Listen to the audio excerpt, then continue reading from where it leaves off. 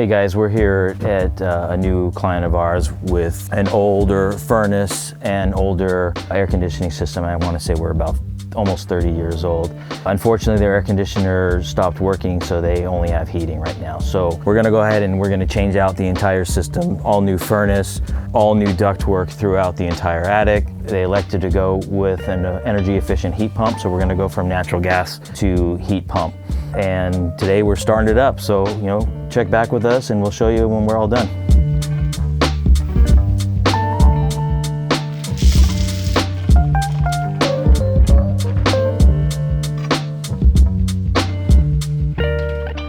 All right guys, we're back here, second day.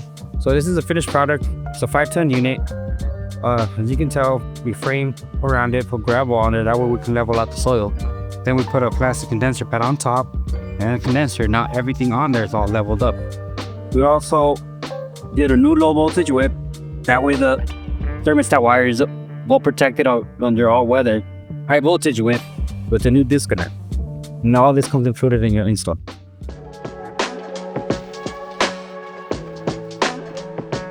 So a couple things to point out here in this attic. First things first is this furnace is hung with what we call duct strap. This is a no-no, would not pass building and safety permitting, and it's kind of dangerous. The new system, when we replace it, we're going to use what's called a hung right system. It's much safer and more sturdy.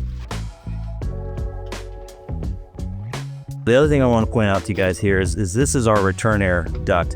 This looks to be about a 16-inch duct. It might be an 18, I don't know off the top of my head. Really undersized for the system that we're going to put in this house. And then the other thing is we don't have a return air plenum, so this duct is flat bottom right into the bottom of the furnace, which is not really good for airflow, and it puts unnecessary strain on the components. So we'll put a return air plenum, we'll do a nice big meaty air filter, we'll get this thing really breathing very well.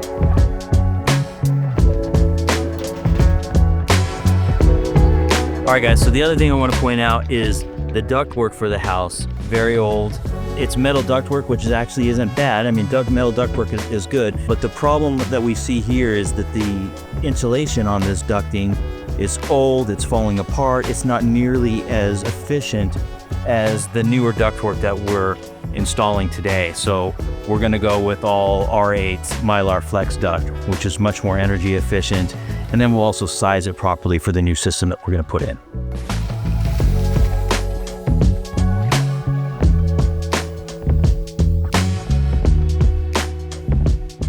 Okay, so for this machine, we have 1, 2, 3, 4, 5 supply air trunks. We've got 3 12-inch, 1 10-inch, and 1 8-inch. Each 12-inch duct gives me 480 CFM. Each 10-inch duct gives me 300, and each 8-inch duct gives me 160. So 5-ton system is capable of pushing out 2,000 CFM of air. We're pushing out, or our ducting is good for 1,900.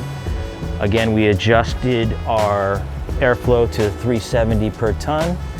And then we've got a 16 and an 18-inch return, which is giving us about 2,300, or capable of 2,300 CFM in. So we're a little oversized on the return, but we should be good based on 370 CFM per ton of airflow.